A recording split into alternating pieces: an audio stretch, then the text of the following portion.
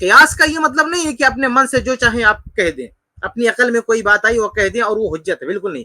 قیاس کے لیے بھی ضروری ہے کہ اصل قرآن و حدیث سے دلیل ہونی چاہیے، یعنی جس علت کو سامنے رکھتے ہوئے آپ قیاس کریں گے اس علت، وہ علت منصوص ہو، قرآن و حدیث سے وہ ثابت ہو، اس کے بعد ہی آپ قیاس کریں گے۔ تو اس معنی میں جو قیاس ہوتا ہے، یعنی حقیقت میں، یعنی دوسرے الفاظ میں یہ کہہ لیں کہ قیاس میں بھی اصل دلیل قرآن و حدیث ہی کی ہوتی ہے۔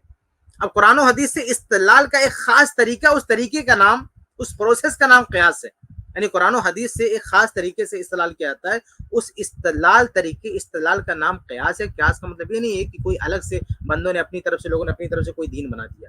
تو اس طرح سے جو قیاس ہوتا ہے، قیاس کے جو شرائط ہیں جس کو قیاس صحیح کہتے ہیں، اس کو تو مانتے ہیں، وہ تو استدلال کا ایک نام ہے، اہل ذکر اس کا انکار کرتے ہیں۔ لیکن اب قیاس کے نام پہ آپ قیاس فاسد لے آئیں، یعنی جو فاسد، قیاس صحیح نہ ہو، قیاس فاسد ہو، یہاں فوارق پائے جاتے ہیں، قیاس کی کوئی گنجائش نہیں ہے، اوٹ پٹانگ کچھ بھی قیاس، شیطانی قیاس آپ لے آئیں، تو اس طرح کے قیاس ہم نہیں مانتے، جیسے من گھڑت حدیث ہم نہیں مانتے۔ تو خلاصہ یہ ہے کہ اہل حدیث قرآن مانتے ہیں، حدیث مانتے ہیں، اجماع بھی مانتے ہیں، قیاس مانتے ہیں، لیکن قرآن کے نام پہ وہی مانیں گے جو باقاعدہ دو دفتیوں کے بیچ میں موجود ہو۔ کوئی آدمی قرآن کی آیت گھڑ لے، ہم تھوڑی مانیں گے کہ قرآن کے نام سے کوئی آیت گھڑ لے بنا لے اس کو ہم مان لیں۔ ایسے حدیث ہم وہ مانیں گے جو صحیح سند سے ثابت ہو۔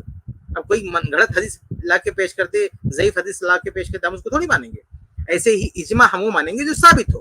اب کوئی جھوٹا دعویٰ کرتا پھرے کہ اجماع کا، 20 رکعت پہ اجماع ہے تو دعویٰ کرتے پھرے، اسے جو ہے ہم اس کو نہیں مانتے۔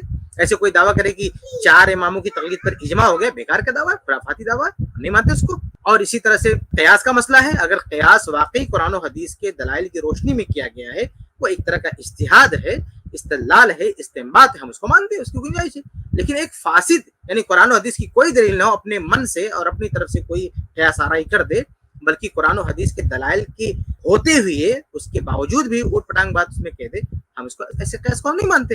مان لیجئے کسی کے پاس کوئی قرآن کی کوئی واضح دلیل نہیں تھی، کوئی واضح حدیث نہیں تھی، اس نے قیاس سے کوئی بات کہہ دیا، بعد میں کیا پتا چلا کہ واضح طور پر نص موجود ہے۔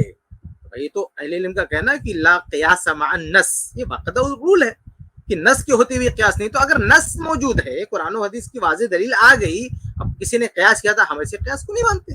صریح نصوص کے خلاف اگر کسی نے قیاس کیا، ہم ایسے قیاس کو نہیں مانتے۔